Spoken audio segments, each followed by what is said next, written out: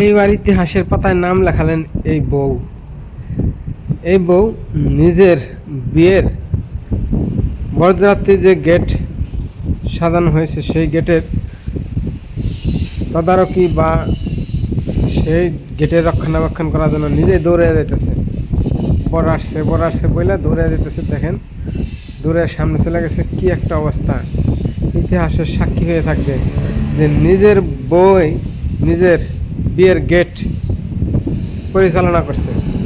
দেখেন জামাইটা কিন্তু সামনে চলে গেছে। জামাইটা দেখেও কিন্তু অনেক খুশি হয়ে গেছে। ওনার বউ ওনার গেটের তদারকি করতেছে।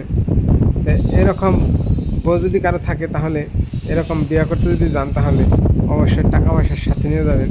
এরকম অবস্থায় যদি টাকা পয়সা আপনার পকেটে পর্যাপ্ত পরিমাণ না থাকে তাহলে কিন্তু অপমানই হইতে হবে। তাই যদি প্রথম থেকে থাকেন লাইক কমেন্ট